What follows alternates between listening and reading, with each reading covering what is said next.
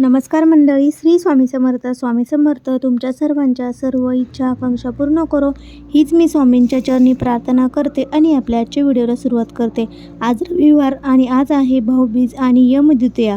तर संध्याकाळी दिव्याखाली आपल्याला ठेवायच्या ही एक वस्तू सर्व संकट विघ्न दूर होईल. कुटुंबावर कधीही वाईट संकट येणार नाही. त्यासाठी आपल्याला जो आहे तर हा उपाय आज करायचा आहे. तर आज आपल्या भावाचं आपण औक्षण करत असतो, त्याच्या सुखी आयुष्यासाठी प्रगतीसाठी आपण प्रार्थना करत असतो. तो आपली रक्षासाठी आपण त्याच्या रक्षणासाठी हा सण आहे तो साजरा करत असतो. तर आजच्या दिवशी आपल्याला हा उपाय जो आहे तो करायचा आहे. आपण कितीही कष्ट करतो, मेहनत करतो किंवा आपला भाऊ किती कष्ट करतो, मेहनत करतो, पण त्याची प्रगती होत नाही, यश मिळत नाही. कुटुंबावर कितीही वाईट संकट वारंवार येत असतात. तर संध्याकाळी सर्व संकट दूर होण्यासाठी आपल्याला हा उपाय आहे तो हा उपाय करायचा आहे. हा उपाय कधी करायचा आहे? आपण ज्यावेळेस बघा भावाचं औक्षण करणार आहोत, औक्षण केल्यानंतर आहे तर तो उपाय आपल्याला करायचा आहे. तर हा उपाय बघा, आपल्याला आपला भाऊ आपल्या घरी आलेला असेल तर तिथे हा उपाय केला तरी चालेल, किंवा तुम्ही माहेरी गेले असेल आणि तिथे तुम्ही हा उपाय केला तरी चालेल, किंवा तुमचं लग्न झालेलं नाही आहे तरी तुम्ही हा उपाय करू शकता. फक्त औक्षण केल्यानंतर हा उपाय जो आहे तर तो आपल्याला करायचा आहे. तर बघा, भाऊबीज हा सण आपण साजरा करणार आहोत. यमद्वितीया म्हणजे आपण दीपदान करतो, तर तसा हा आपल्याला दीपदान करायचा आहे. फक्त आपल्या भावाचं रक्षण व्हावं, प्रगती व्हावी, त्याला अनेक अडचणी येत असेल किंवा कुटुंबावर अनेक वाईट संकट येत असतील, सर्व संकट दूर होण्यासाठी जो आहे तर तो हा उपाय आपल्याला करायचा आहे.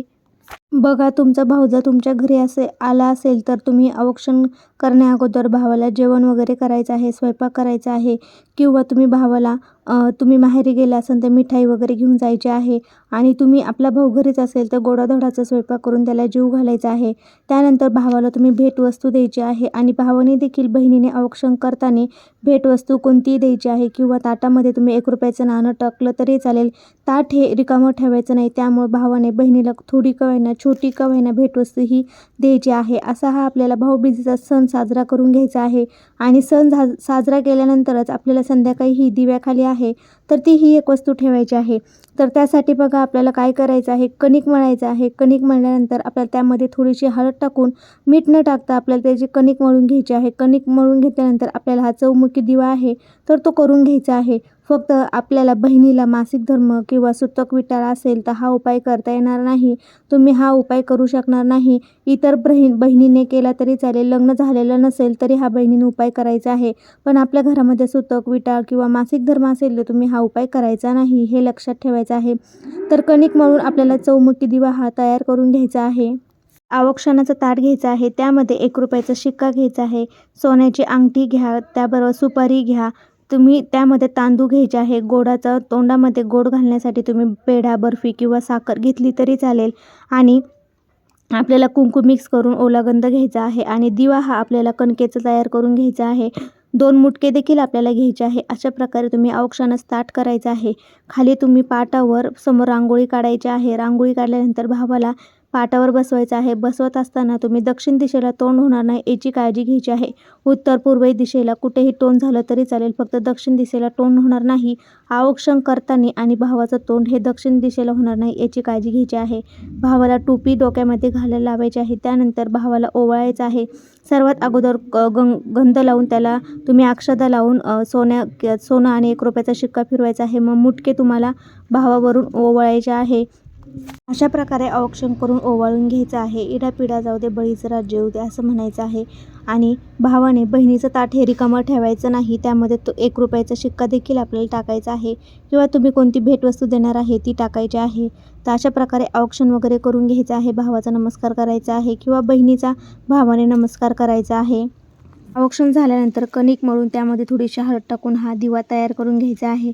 चौमुखी दिवा तयार केल्यानंतर आपल्याला हा दिवा कुठे लावायचा आहे, तर आपल्याला हा दिवा एखाद्या झाडाखाली किंवा तुम्ही फ्लॅटमध्ये राहत असाल तर उंबरठ्याच्या डाव्या किंवा उजव्या साईडला लावायचा आहे.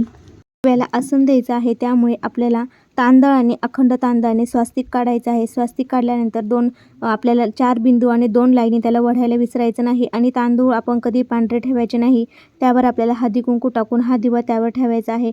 दिव्यामध्ये 4 डबल वाती म्हणजे अशा आपल्याला 2-2 वातीचे 4 आपल्याला साईडनी 4 वाती टाकायच्या आहे आणि त्यामध्ये आपल्याला तिळाचं तेल आहे तर ते तेल टाकायचं आहे. तिळाचं तेल नसेल तर जे तुम्ही देवाला तेल वापरता ते तेल तुम्हाला टाकायचं आहे. तेल टाकल्यानंतर दिव्याला हळदी कुंकू लावून फूल अर्पण करून घ्यायचं आहे आणि मग हा दिवा प्रज्वलित करायचा आहे.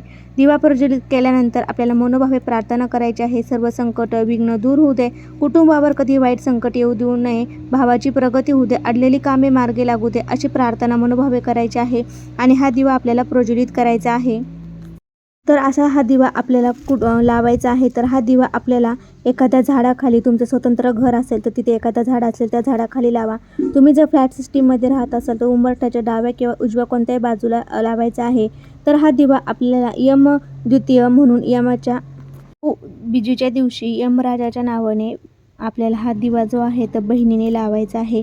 भावाचं रक्षण व्हावं, सर्व संकट दूर व्हावे, कुटुंबावर कधी वाईट संकट येऊ नये म्हणून बहिणीने भाऊबीजेच्या दिवशी यमद्वितीयेला हा दिवा भावासाठी लावायचा आहे. तर असा हा दिवा तुम्ही नक्की लावा. कसा वाटला व्हिडिओ ते कमेंटद्वारे नक्की सांगा. श्री स्वामी समर्थ. धन्यवाद.